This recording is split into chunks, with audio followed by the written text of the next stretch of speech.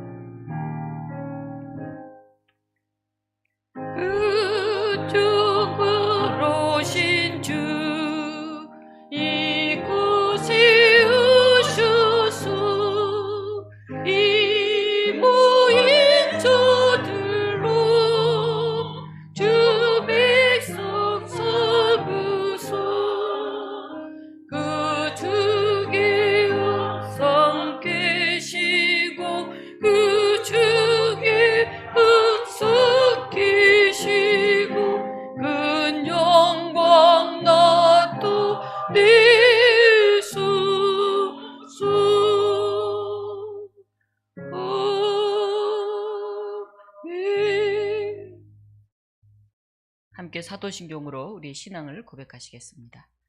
나는 전능하신 아버지 하나님, 천지의 창조주를 믿습니다. 나는 그의 유일하신 아들, 우리 주 예수 그리스도를 믿습니다. 그는 성령으로 잉태되어 동정녀 마리아에게서 나시고 본디오 빌라도에게 고난을 받아 십자가에 못 박혀 죽으시고 장사된 지 사흘 만에 죽은 자 가운데서 다시 살아나셨으며 하늘에 오르시어 전능하신 아버지 하나님 우편에 앉아 계시다가 거기로부터 살아있는 자와 죽은 자를 심판하러 오십니다. 나는 성령을 믿으며 거룩한 공교회와 성도의 교제와 죄를 용서받는 것과 몸의 부활과 영생을 믿습니다. 아멘. 찬송가 276장 부르시겠습니다.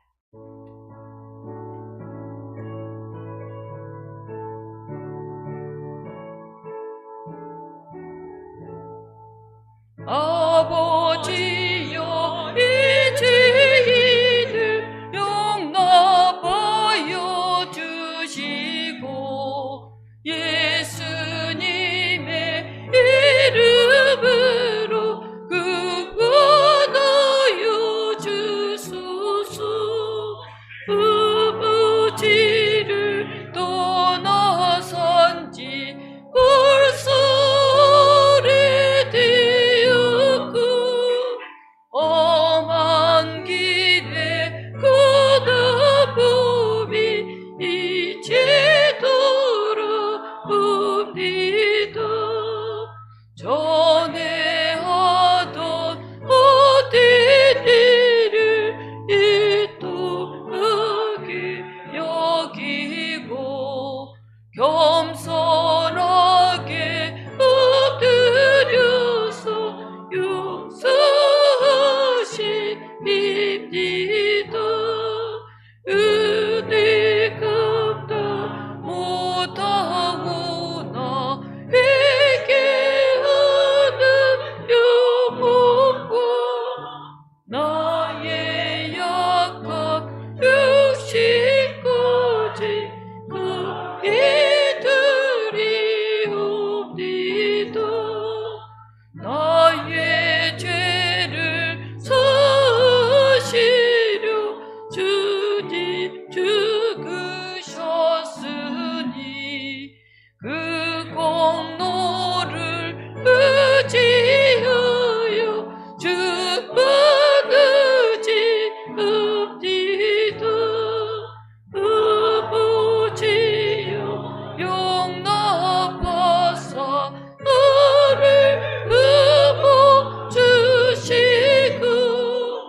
주의 사랑 그 안에서 길이 설게 하소서.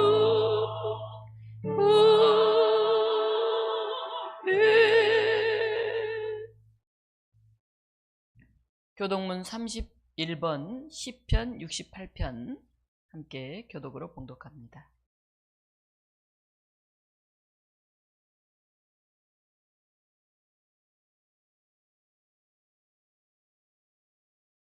하나님이 일어나시니 온수들은 흩어지며 연기가 불려가듯이 그들을 몰아내소서.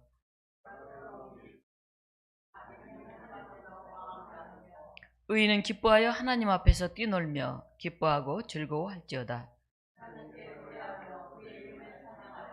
하늘을 타고 광야에 행하시던 일을 위하여 대로를 수축하라. 그의 거룩한 처소에 계신 하나님은 고아의 아버지시며 과부의 재판장이시라. 갇힌 자들은 이끌어내사 형통하게 하시느니라. 하나님이여 주께서 가난한 자를 위하여 주의 은택을 준비하셨나이다. 아멘. 요한식 장로님께서 기도 인도하시겠습니다.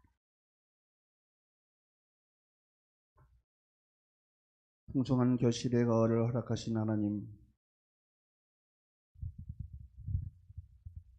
날마다 베푸시는 사랑과 은혜로 한 주간 지켜주시다가 하나님께 영광 돌리는 아름다운 예배로 모이게 하심을 감사를 드립니다. 온 교회 모든 성도들이 함께 주님을 찬양하게 하시며 주님을 향한 믿음이 날마다 자라나게 하셔서 세상에서도 승리할 수 있도록 인도하여 주시옵소서. 특별히 민족 고유의 명절인 추석을 허락하여 주셔서 가을의 풍성함과 추석의 넉넉함으로 채워주신 은혜에 감사를 드립니다. 아직도 코로나19와 경제적인 형편으로 인하여 이번 추석 명절에도 모든 가족들이 만남의 기쁨을 함께 누리기 어려운 상황도 있지만 주님의 사랑 안에서 하나가 되어 기쁨의 단을 거두고 말씀으로 풍성해지는 복된 추석 명절이 되게 하여 주시옵소서. 이번 추석 연휴를 통하여 가족들에게 복음의 증거되는 복된 시간을 허락하여 주셔서 아직 주님을 알지 못하고 영접하지 못한 이들이 주님의 사랑으로 구원받게 하여 주옵소서. 주님 또한 가족과 친지들을 뵙기 위해 고향을 오고 가는 발걸음도 주님께서 살펴주셔서 무사히 다녀올 수 있게 하여 주시옵소서. 은혜가 넘치시는 주님, 주님의 몸된 교회로 세우신 우리 교회가 하나님의 뜻 가운데 날마다 변화되는 교회가 되게 하시어 말씀에 살아있는 교회, 세상에 바른 삶을 지시하는 교회가 되게 하옵소서. 그리고 우리 교회 모든 성도들이 가정에도 함께 하시어 늘 충만한 은혜로 채워지는 가정 되게 하여 주옵소서. 오늘도 단위에서 말씀을 전하신 목사님을 성령의 권능으로 붙잡아 주셔서 증거되는 말씀으로 우리의 신앙을 바르게 세워주셔서 10년 가운데 회개하는 일들이 일어나게 하시고 주님을 향한 열정을 회복하는 시간 되게 하옵소서. 예배의 첫 시간이 오니 마치는 시간까지 우리 주님 홀로 영광 받아주시기를 원하오며 예수님의 이름으로 기도드리옵나이다. 아멘.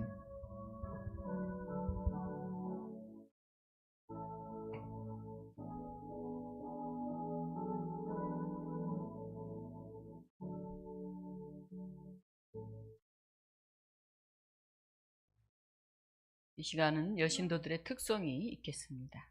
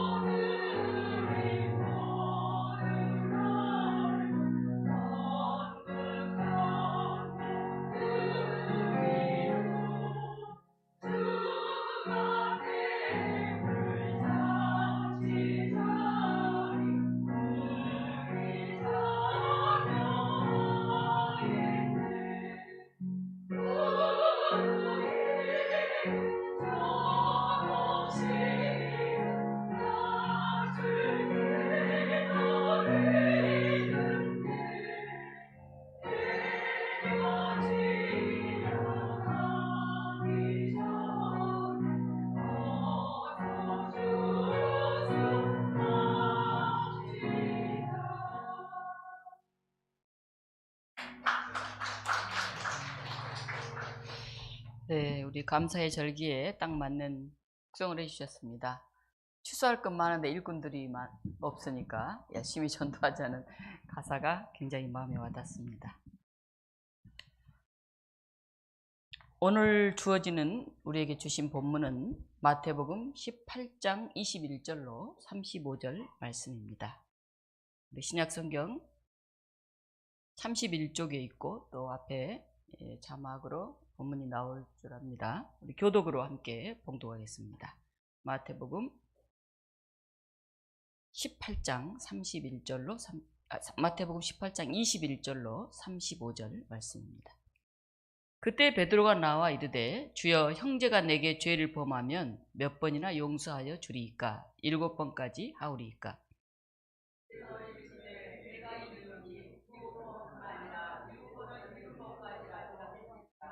그러므로 천국은 그 종들과 결산하려 하던 어떤 임금과 같으니 갚을 것이 없는지라 주인이 명하여 그 몸과 아내와 자식들과 모든 소유를 다 팔아 갚게 하라 하니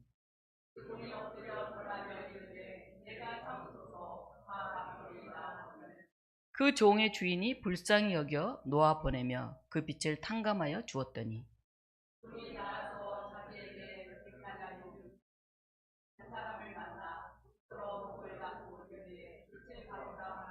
그 동료가 엎드려 간구하여 이르되 나에게 참아 주소서 갚으리이다 하되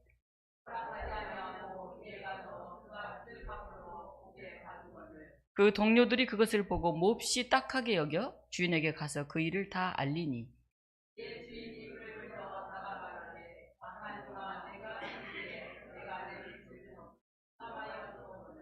내가 너를 불쌍히 여김과 같이 너도 내 동료를 불쌍히 여김이 마땅하지 아니하냐 하고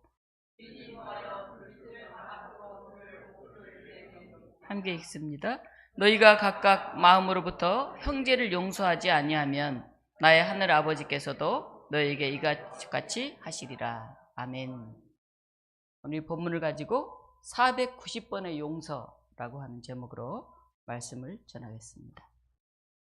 추석 명절이 다가왔습니다. 우리 명절이 되면 가족들을 만나고 삶을 나누고 또 서로를 돌아보는 그런 시간을 갖습니다.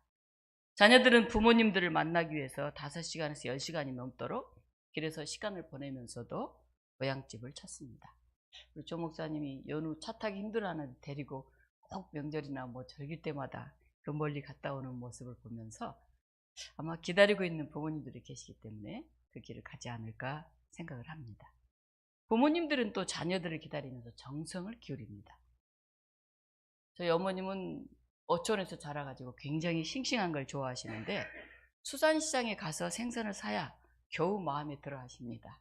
그리고 영천시장에서 아무리 싱싱한 걸 사도 눈이 다 싱싱하지 않다고 그래요. 제가 볼 때는 싱싱한데 눈이 다 안 좋다고 그러십니다. 요즘 젊은이들은 다들 밀키트를 먹어요. 그래서 그냥 조리만 하면 바로 먹죠. 그리고 김치나 고추장도 거의 사 먹습니다. 요즘 같은 여름에 김치 담는 사람이 거의 없는지 배추를 파는 데가 별로 없어요. 김장철이 많지만 이 정도로 김치 담는 사람들이 거의 없어졌습니다. 그래도 저희 어머니는 직접 가서 좋은 배추를 구해다가 김치를 담아서 명절을 자녀들과 함께 나누고 싶어 하십니다. 이제 곧 90을 바라보고 계셔서 무거운 걸 잘 못 드셔요. 어떨 때는 핸드폰도 들고 다니기 힘들다고 하실 정도로 무거우신가 봐요. 걷는 것도 굉장히 힘드십니다. 그러나 보고 싶은 마음, 주고 싶은 마음은 끝이 없는 것 같아요. 그래도 김치를 담고 싶고 그래도 노량진 수산시장 가는 것은 힘이 나십니다. 우리 육신의 부모님들도 이러할진데 하늘의 아버지는 얼마나 더 그러하실까 하는 생각을 해봅니다. 저는 젊어서는 어머니의 김치가 마냥 감사하고 기뻤어요. 그런데 이제는 참 죄송하고 미안한 그런 마음이 듭니다.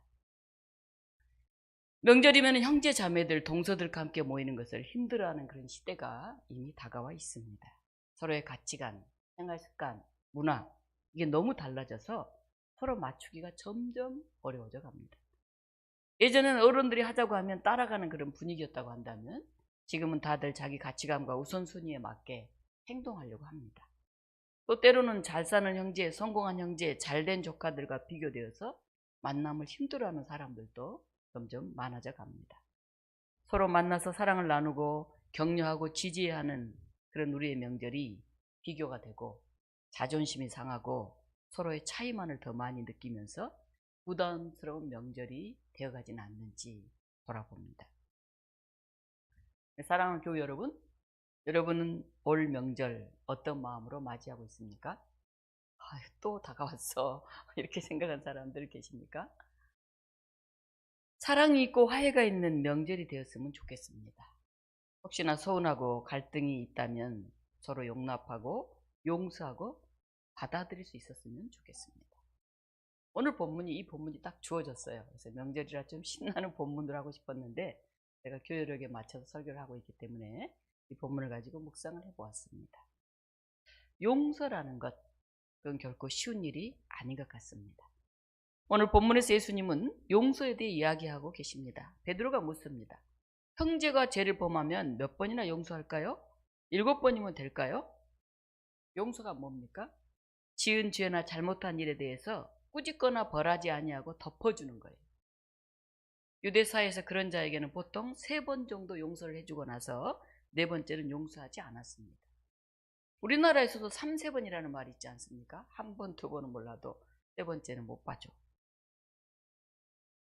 유대사에서도 3번 용서하는 것, 그 참 관대한 일로 이렇게 생각을 했습니다. 근데 베드로는 7번까지 용서할까요? 이렇게 묻습니다. 그 성인 군자급에 해당하는 일이에요. 대부분 사람들이 똑같은 잘못을 계속 1번, 2번, 3번, 7번이나 저지르면 그걸 계속 용서하는 건 힘들 거예요. 그래, 내가 두고 본다. 1번, 너 또 그래. 2번, 3번, 에이씨! 하고 이렇게 싸움이 일어나는 경우가 있습니다. 그런데 예수님은 상상을 초월하는 말씀을 하십니다. 7번뿐 아니라 7번을 70번까지 할지니라. 490번이에요, 여러분. 490번이라도 용서하라는 거예요. 가능하시겠습니까? 불가능하죠. 어떻게 490번을 합니까? 7번도 어려운데. 이 말은 용서의 횟수를 얘기하는 게 아니에요. 매일매일의 용서. 언제 어디서나 무슨 일이나 용서. 즉 용서를 생활화하라 하는 것입니다. 어떤 사람에게 이렇게 용서해야 할까요? 베드로의 질문이 뭡니까? 우리 1절 다시 한번 읽어보겠습니다.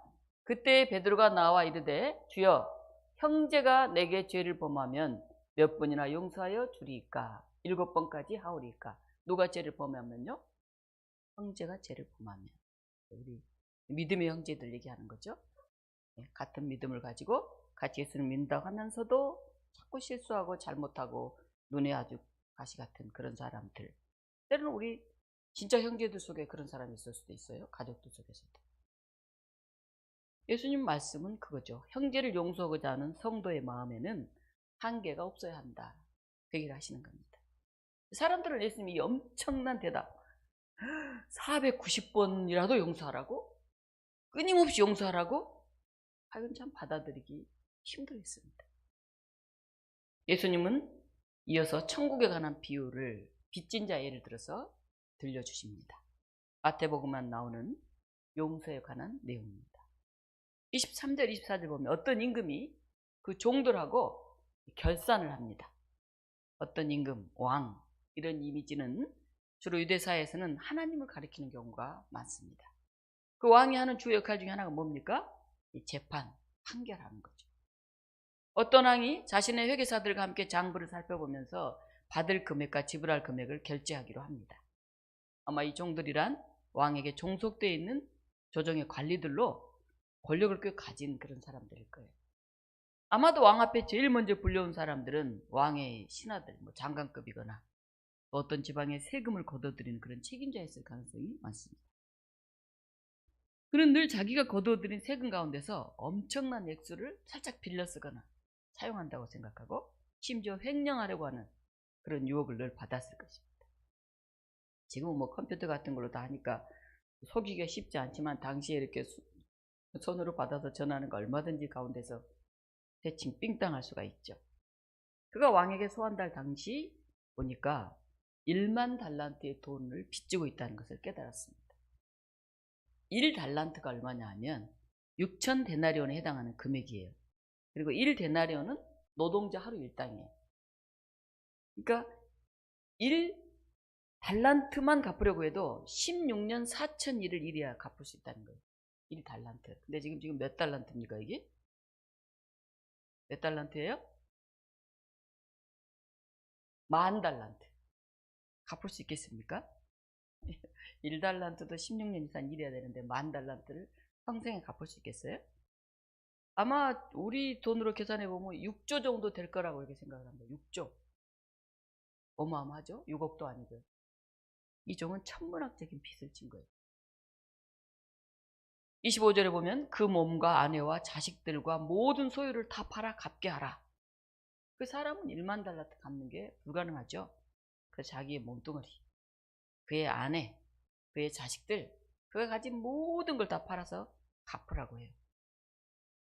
재산뿐만 아니라 가족을 팔아 빚을 갚는 것은 고대사에서 늘 있는 일이에요. 그래서 가장의 어떤 빚으로 자녀들까지 다 노예가 되는 일은 아주 흔했죠. 그런데 그 모든 것을 다 판다고 해도 그 빚은 양동이에 물 한 방울 정도밖에 되지 않을 거예요. 불가능한 거죠. 16절, 26, 7절 보면 종이 엎드려서 절하면서 사정합니다. 참으소서, 다 갚으리이다. 이거 엎드려라는 말은 프로세쿠네이라는 뜻인데 충성된 뜻으로 납작 엎드리다. 또는 개가 주인의 손을 핥듯이 발에 키스하다. 그런 뜻이에요. 그러니까 발 아래 납작 엎드려서 완전히 굴종하고 항복하고 복종하겠다는 그런 의미로 모든 것을 다 바쳐서 죽음이라도 불사하고 왕을 섬기겠다. 그런 결단이죠. 사실 10,000달란트를 갚는다는 것은 거의 불가능한 일이기 때문에 그렇습니다. 그런데 임금은 불쌍히 여기고 이 종의 간청을 들어주셨어요. 불쌍히 여기다 하는 단어는 신약 성경에 굉장히 많이 나옵니다. 주로 예수님께서 무리들을 보시면서 불쌍히 여기셨다. 창자가 끊어질 듯한 아픔을 다시 얘기하고 있어요. 그래서 이 왕은 하나님의 이미지를 비유한다. 이렇게 보여집니다. 이 이야기는 엄청난 반전입니다. 그 많은 빚을 지고 온 가족이 종이 되어도 어쩔 수 없는 거의 가망 없는 그런 상태인데 자비로운 왕은 그를 불쌍히 여기고 그 엄청난 빚을 탕감해 주었기 때문입니다. 왕의 말 한마디로 그 무시무시한 그 무거운 짐이 다 제거되었어요. 해피엔딩이죠? 행복하고 신난 일이잖아요. 그런데 얘기가 여기서 끝나지 않습니다. 28절로 이어집니다. 왕에게 용서받은 그 종이 나갔다가 자기에게 100데나리온의 빚을 진 동료를 만납니다. 한 데나리온이 노동자 하루 품삯이니까 일당을 한 10만 원 정도로 계산한다고 한다면 한 1,000만 원 정도 해당하는 금액이 100데나리온. 29절, 그는 자기에게 빚을 진 그 동료, 하급자가 되겠죠? 목덜미를 움켜쥐고는 빚을 갚으라고 막 해요. 노동자 100일치 일당에 해당하는 1,000만 원 정도 돈은 많다고 할 수도 있지만은 그가 탕감받은 한 6조 가까운 금액에 비하면은 세 발의 피도 안 되죠. 이 빚은 100일, 약 3달 반만 일하면 갚을 수 있는 그런 돈이에요. 엎드려 간구하며 조금만 기다려주면 갚겠다고 합니다. 진짜 갚을 수 있죠. 기다리면 4달만 기다리면 까짓것 이래서 갚죠. 그는 허락하지 않고 그를 옥에 가둡니다. 자신은 도저히 갚을 수 없는 수조의 빚을 판감받고도 이 1,000만 원에 불과한, 그래서 일하고 갚겠다고 잠시 기다리라는 동료는 바로 옥에 가둔 이 사람의 모습을 봅니다. 당시 예수님 때에는 빚을 갚을 수 없는 차용자를 붙잡아서 그 사람이나 그 가족의 빚을 갚기까지 강제로 일을 시키거나 또는 차용자를 옥에 가두거나 빚 대신 가족을 노예로 팔 수도 있었습니다. 때로는 감옥에 갇힌 채무자를 대신해서 친척들이 그 빚을 대신 갚아주기도 하였습니다. 셰익스피어의 희극 베니스의 상인에 나오는 이야기입니다. 재산을 잃고 가난해진 젊은 귀족 바사니오는 아름다운 귀족 여인 포사에게 구원하기 위해서 여행 자금이 필요하게 되었습니다. 그러자 부자 상인인 친구 안토니오에게 많은 돈을 빌려달라고 합니다. 안토니오는 큰 무역상이었지만 당장의 돈은 없었어요. 지금 큰 사업을 하고 있었기 때문에. 그래서 유대인 고리대금 업자 샤일록에게 대신 좀 돈을 빌려달라고 합니다. 샤일록은 평소에 자신을 차별하고 비하하는 이 베니스의 기독교인들에 대해서 복수심을 가지고 있었어요. 물론 안토니오도 그 중에 한 사람이라고 생각을 했죠. 그래서 이 오난을 가지고 있던 차에 이 샤일록은 안토니오에게 안갚음을 하기로 그렇게 생각을 합니다. 그래서 이런 조건을 내걸었습니다. 약속한 날짜에 돈을 갚지 못하면 안토니오의 몸에서 살 1파운드를 잘라가겠다. 이렇게 계약서를 쓰게 합니다. 한편 바사니오는 포샤와의 결혼이 성공하지만은 안토니오는 상선들이 풍랑을 만나 돌아오지 못하면서 생각하지 못하게 돈들이 다 묶여버리자 그 돈을 갚을 수가 없게 됩니다. 샤일록은 약속한 대로 살 1파운드를 요구합니다. 그리고 안토니오를 법정으로 끌고 가요. 판사는 샤일록에게 조금만 더 기다렸다가 3배의 돈을 받을 수 있도록 그렇게 하겠다고 얘기를 하는데 샤일록은 거절을 합니다. 돈 받는 게 목적이 아니잖아요. 복수하고 안갚음하는 게 목적이죠. 한편 변호사로 위장한 포샤는 살 1파운드를 잘라가라. 대신 피는 한 방울도 흘리면 안 된다. 그렇게 주장을 합니다. 여러분, 살을 자르면 피가 한 방울도 안 날 수 있습니까? 불가능하잖아요. 그래서 이 샤일록은 결국 살 1파운드 안토니오의 몸에 칼을 댈 수가 없게 되죠. 더 나아가서 베니스의 법에 따라 시민의 목숨을 위협할 경우에 그 재산의 일부를 몰수하고 심지어 사형에도 처할 수 있다는 그런 조항을 밝혀냅니다. 그래서 샤일록의 재산 절반은 안토니오에게, 나머지 절반은 도시에 기부하고 기독교로 개종을 요구받습니다. 반면에 안토니오는 상선들이 무사히 돌아오고 있다고 하는 그런 이야기를 듣습니다. 이 아주 단편적인 얘기만 보면 샤일록은 참 나쁘고 안토니오는 참 좋다 이렇게 얘기할 수 있지만 그 안에 깃들어 있는 셰익스피어의 자세한 내용을 보면 굉장히 다양한 얘기들이 얽혀 있습니다. 당시의 기독교인들은 유대인들을 게토 지역에, 아주 공장 지역이나 벽으로 둘러싼 허름한 지역에 살게 하고 해가 지면 감시를 했어요. 낮에 거기를 나올 때는 빨간 모자를 써가지고 자신 유대인 것을 밝혀야 했어요. 굉장히 차별과 그런 박해를 받으며 살고 있었죠. 그리고 안토니오도 재산을 탕진했던 친구 바사니에게는 관대했지만은 유대인 샤일록은 멸시했던 그런 내용들이 나오는 것을 볼 수가 있습니다. 이런 내용을 다 차치하고라도 긍휼히 여기는 마음으로 자신의 살을 담보로 친구에게 많은 돈을 빌려준 안토니오와 복수에 불타서 3배의 돈을 갚겠다고 하는데도 반드시 살 1파운드를 요구하는 그런 샤일록의 모습을 우리는 볼 수가 있습니다. 어쩌면 이것은 우리 현대인들의 모습이 아닐까 하는 생각을 해보았습니다. 우리는 이웃의 살 1파운드를 요구하는 그런 사회에 살고 있습니다. 생명의 가치를 돈으로 환산하고 자기 이익을 어떤 게 더 이익인가를 저울질해보는 그런 매정한 사회에 우리는 살고 있는 것 같습니다. 오늘 본문에서도 평생 갚을 수 없는 1만 달란트의 빚을 탕감받고도 시간을 조금만 주면 이래서 갚겠다고 하는 100달러를 빚진 동료를 감옥에 가두는 이 배은망덕한 모습을 봅니다. 이걸 본 다른 동료들이 주인에게 가서 이 사실을 알립니다. 31절입니다.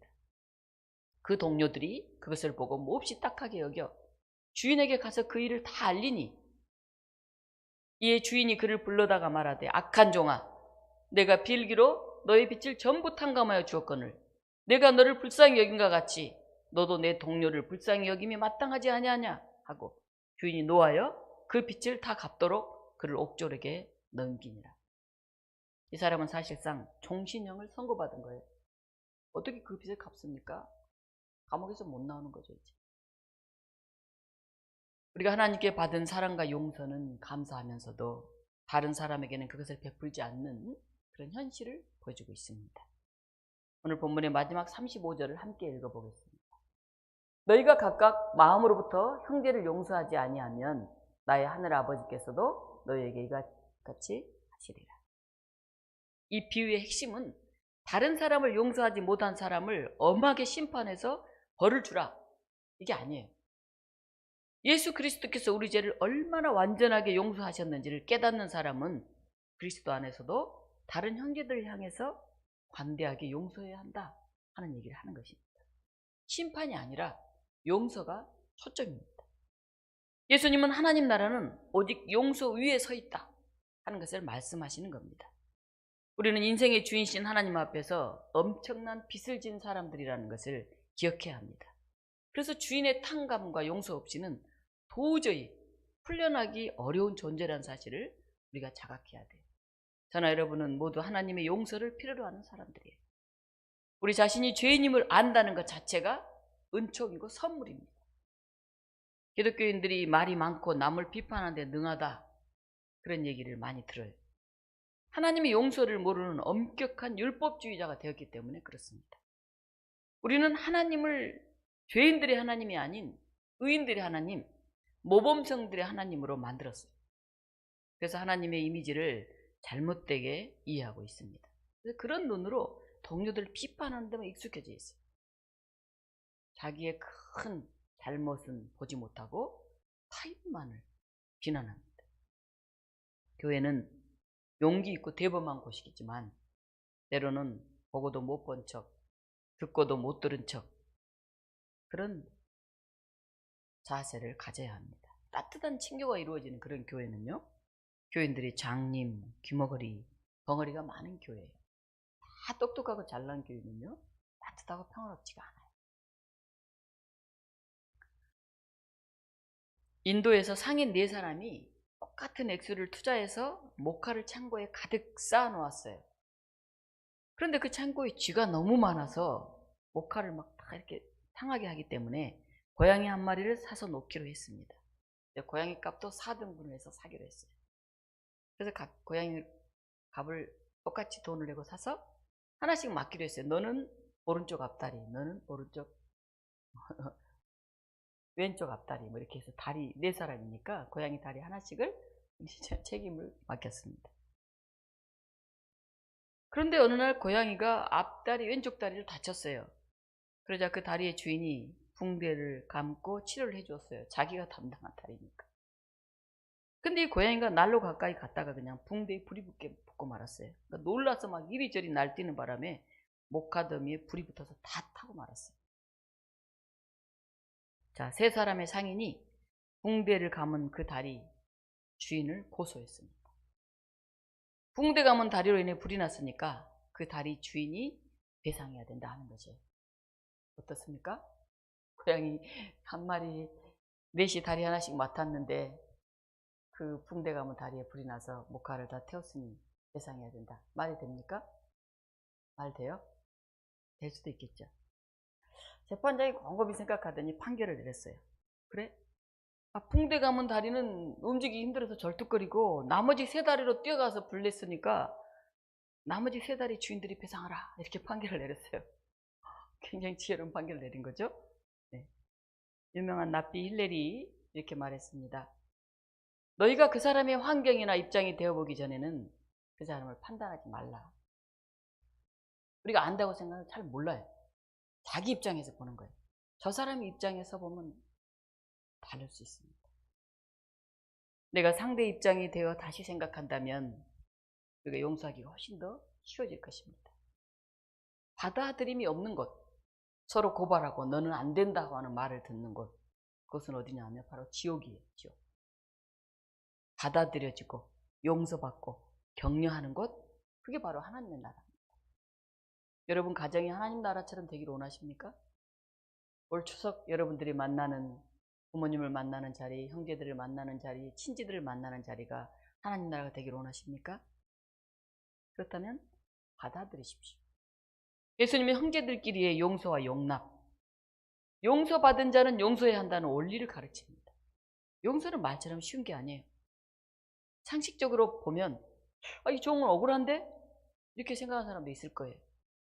은혜는 그 임금한테 받은 거고 자기에게 빚진 자에게는 자기 방식으로 행했는데 그게 뭐가 잘못이냐, 이렇게 얘기할 수도 있어요.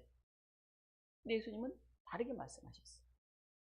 자기가 받은 대로 누구에게든 그대로 행하고 갚으라, 그렇게 말씀하세요.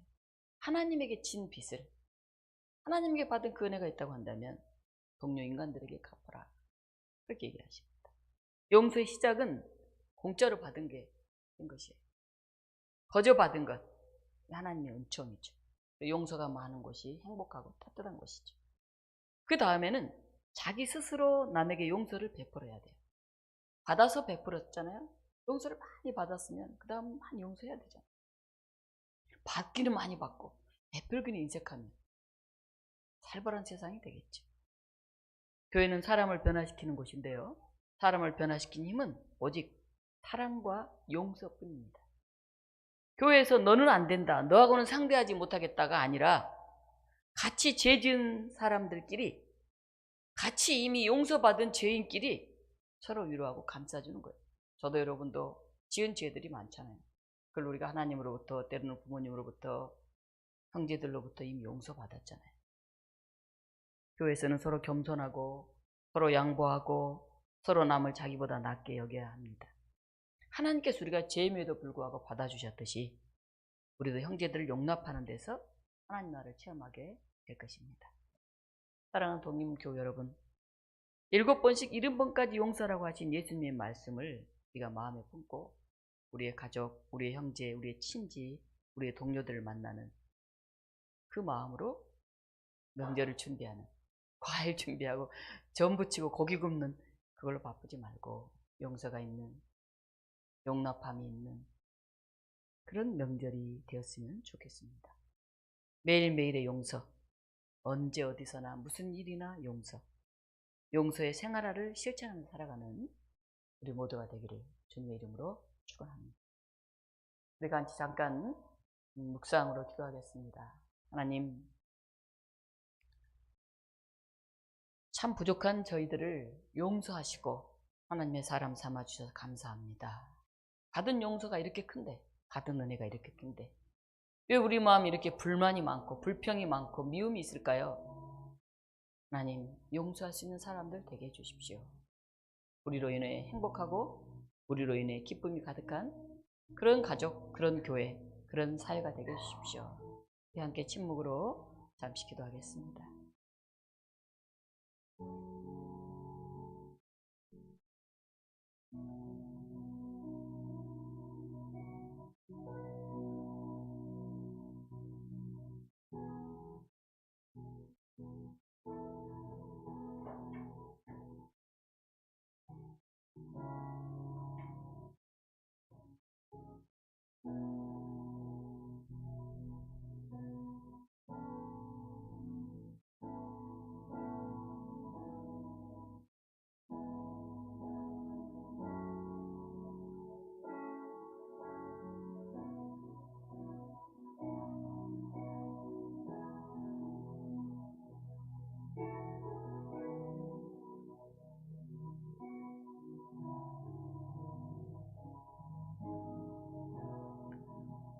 사랑의 하나님, 우리에게 또 명절을 허락하신 것을 감사합니다. 혼자가 아니라 만날 수 있는 사람이 있게 하신 것을 감사합니다. 아직 살아계신 부모님들이 계신 것을 감사합니다. 외동이가 아니라 형제들이 있는 것을 감사합니다. 때로는 속상하고 불편하지만은 그래도 저희가 가족이라는 울타리로, 친척이라는 울타리로 외롭지 않게 하신 것을 감사합니다. 하나님, 우리 안에 미움도 있고 서운함도 있고 또 만나고 싶지 않는 다친 마음들도 있습니다. 하나님, 우리의 마음을 열게 하시고 490번이 아닌 매일매일의 용서를 우리의 마음에 새기는 믿음의 사람들 되게 하여 주시옵소서. 하나님께서 용서하셨듯이 우리가 용서하게 하시고 주님께서 우리의 피를 흘리셨듯이 우리가 사랑하는 사람들을 위해서 헌신할 수 있게 하여 주시옵소서. 예수 그리스도 이름으로 감사하며 기도하옵나이다. 아멘. 말씀송 같이 부르겠습니다.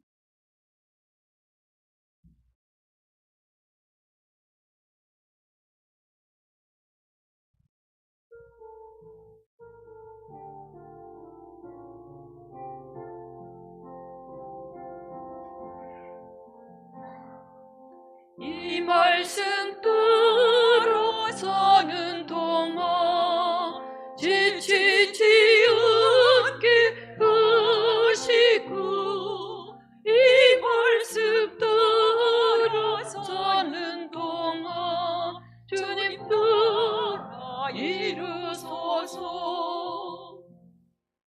이 말씀 들어서는 동안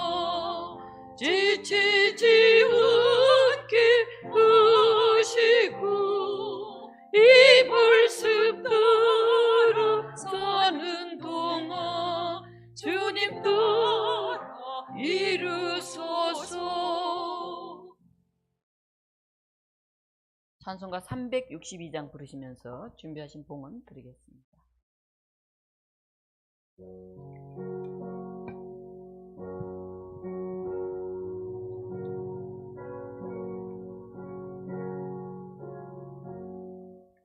주여 복을 주시기를 푸른 땅에 비 내려 음성하게 함과 같이 은혜 내려 주소서. 내게도 은혜 내려 주소서. 나의 마음 주를 떠나 죄에 빠져갈 때에 은혜로우신 아버지여 나를 잡아주소서. 내게도 은혜 내려 주소서. 보류하신 나의 주여 내 손 잡아주시고 주의 은혜 갈망하는 나를 불러주소서. 내게도 은혜 내려 주소서. 전능하신 성령이여 나의 귀를 밝히사 능력 있는 주의 말씀 바로 듣게 하소서. 내게도 은혜 내려 주소서. 변함없는 주의 사랑 영원히 나오며 풍성하신 주의 보혈 나의 맘에 넘치네. 내게도 은혜 내려 주소서.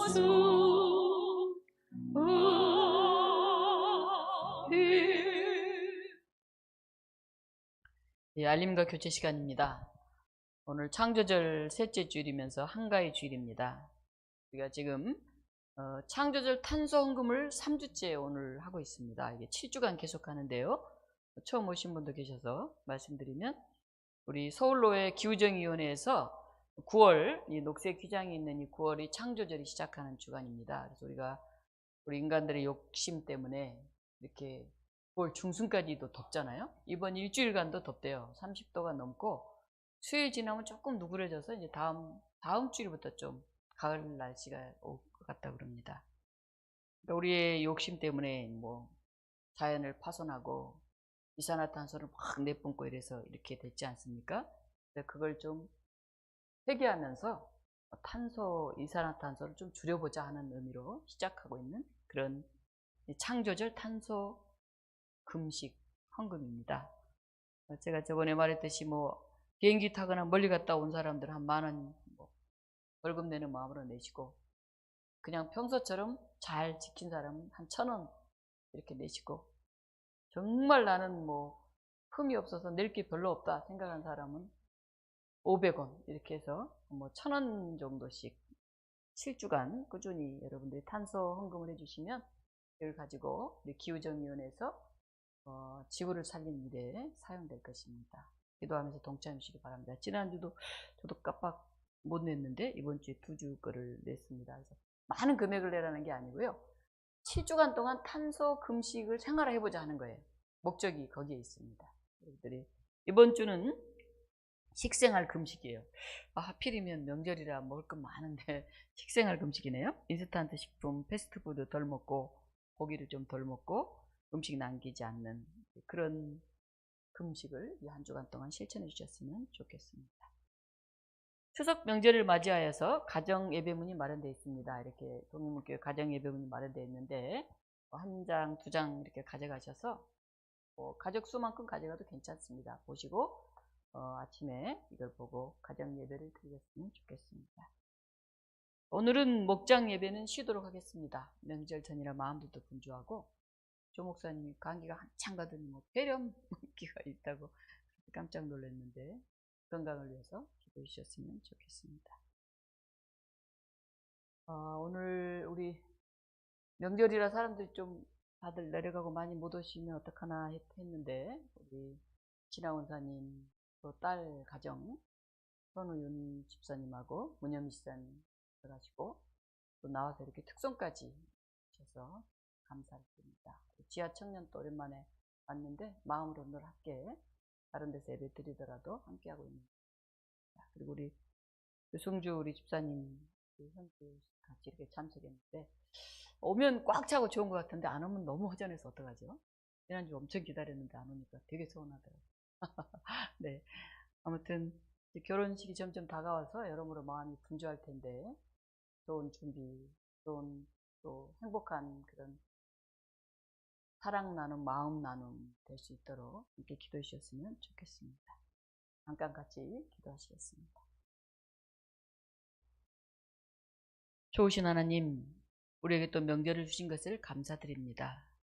명절이 기쁨과 나눔의 자리가 되기를 원합니다. 그런데 우리가 언제부터인가 무겁고 부담되는 그런 자리가 되어가고 있지 않는지 돌아봅니다.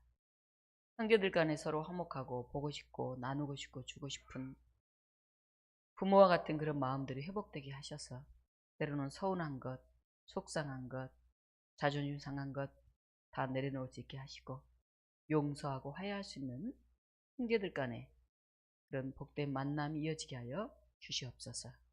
오늘 참석한 사랑하는 우리의 교우들이 있습니다. 오랜만에 온 사람들도 있습니다. 한결같이 그들을 기억하고 우리가 함께 기도하게 하시고 각자의 자리에서 아름다운 이야기들을 들려줄 수 있는 저희들이 되게 하여 주시옵소서. 오늘 명절을 준비하는 우리의 마음들을 하나님께 드립니다. 가족들끼리만 즐기는 명절이 되지 않게 하시고 우리 교우들 중에도 병원에 있는 사람, 혼자 있는 사람, 외로운 사람들을 기억할 수 있게 하시고 우리에게 기쁜 만남을 주신 하나님께 감사할 수 있는 그리고 예배드리며 맞이할 수 있는 그런 명절이 되게 하여 주시옵소서. 감사드리며 예수 그리스도 이름으로 기도하옵나이다. 아멘. 함께 일어나셔서 620장 찬송 부르겠습니다.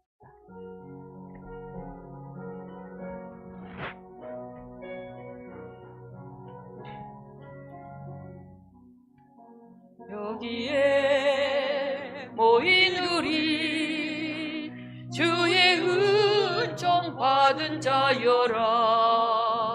주께서 이 자리에 함께 계심을 아노라. 언제나 주님만큼 주저가며 따라가오니 시험을 당할 때도 함께 계심을 믿노라. 이 믿음도 크세라. 주가 지켜주신다. 모든 밤에도 주의 밝은 빛이 또하여 주신다. 주님이 뜻하신 일 헤아리기 어렵더라도 언제나 주 뜻 안에 내 그 있음을 아노라. 사랑 그 말씀들이 너를 뜻이루게 하니 때로는 넘어져도 주 그 승리를 믿노라. 이 믿음 끝세라 주가 지켜주신 듯 모든 품에도 주의 밝음 빛도 하여 주시나. 여기에 모인 우리 사랑받는 주의 자녀라. 주께서 뜻하신 바 우리 등에 펼치신다. 고통 그 슬픔 중에 그 주님 의지하오니 어려움 이겨내고 주님 뜻 찬양하라.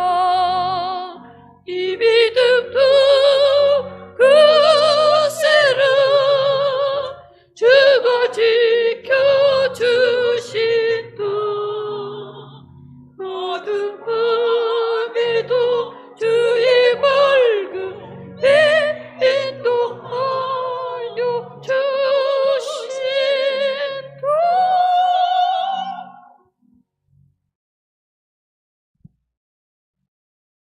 우리 주 예수 그리스도의 은혜와 하나님의 사랑과 성령의 역사하심이 명절을 맞이하면서 사랑하는 사람들, 사랑해야 할 사람들, 사랑하고픈 사람들을 다시 한번 기억하고 껴안으면서 용서와 격려와 지지와 나눔이 있는 그런 시간을 만들어가기를 간절히 원하고 결단하는 사랑하는 독립문 교우들과 명절을 맞이한 이 땅 곳곳에 많은 사람들 가운데 지금부터 영원토록 함께 하시기를 간절히 축원하옵나이다. 아멘.